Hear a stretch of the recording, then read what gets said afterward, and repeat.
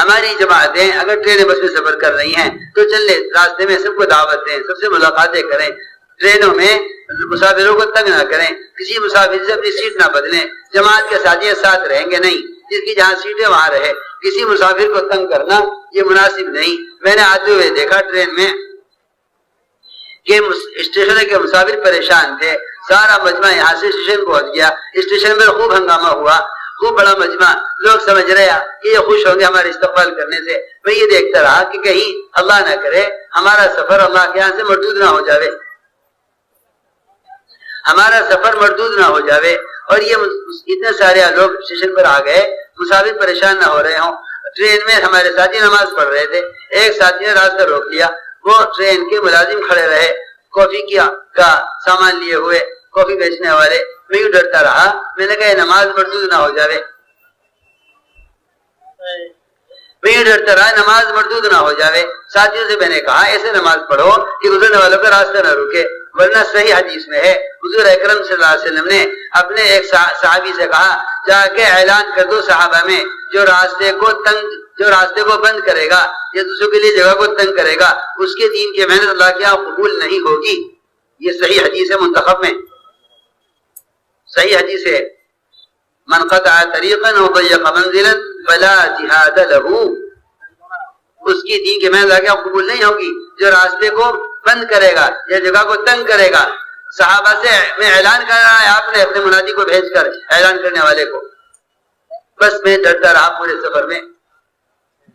اس سے چلا یہاں تک آیا، راستے میں دیکھتا رہا لوگ سواریوں کو ہٹا رہے تھے ہماری وجہ سے۔ حضور اکرم صلی اللہ علیہ وسلم اس چیز کو پسند نہیں کرتے تھے، ہمارے یہاں ہٹو بچو نہیں ہے، ہٹو بچو نہیں، سب کے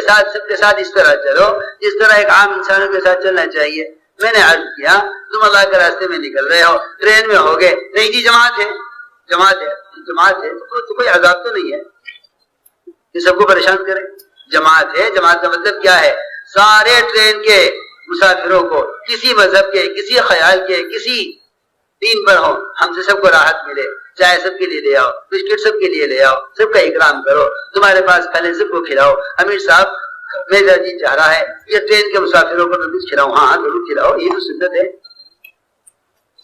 میں تم سے قسم کھا کر کہہ سکتا ہوں اگر ہماری جماعتیں پھرنے والی صحابہ کی طرف پھرے نا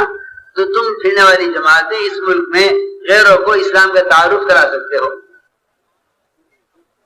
سارا تعصب، ساری دوریاں اور سارے مقابلے اور ساری خوریزیاں خدا کی قسم صرف اس لیے ہیں کہ اس زمانے میں مسلمان غیروں کے ساتھ صحابہ کی طرح رہنا نہیں چاہتا۔ اس زمانے کا مسلمان غیروں کے ساتھ صحابہ کی طرح رہنا نہیں چاہتا۔ اگر اس زمانے کا مسلمان غیروں کے سامنے صحابہ کی طرح پیش آ جائے نا تو اس زمانے میں بھی اللہ رب العزت وہ امن اور سلامتی کا ماحول قائم کرتے جو دور صحابہ میں تھا۔ بس میں نے عرض کیا کہ ٹرین میں اس طرح نماز نہ پڑھو کہ مسافروں کو دشواری ہو، تم اپنے کوشش کرو کہ ٹرین ٹھہرنے والی اسٹیشن پر تو دو حصوں میں نیچے اتر کے مختصر نماز پڑھ لو، اور اگر اتنا وقت نہیں ہے تو پھر دو ساتھی چاہے جماعت کریں، یہ نہیں کہ بھئی 4 آدمی مل کے جماعت کر لیں، راستے میں یہاں سے وہاں تک کھڑے ہو جائیں نماز پڑھ لیں، بلکہ کوشش کرو اس بات کی کہ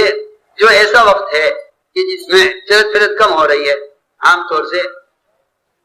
مسافر رات کو سوتے ہیں، تم نماز فجر کی اول وقت پڑھ لو، وقت داخل ہوتی پڑھ لو، بھائی دیکھو سب سو رہے نماز پڑھ لو جتنی۔ ہر ممکن ہے کوشش کرو کہ تمہاری عبادت سے مسافروں کو دشواری نہ ہو، ٹرین کے عملے کو دشواری نہ ہو، اگر اپنے اقام کو اللہ کے قبول کرانا چاہتے ہو۔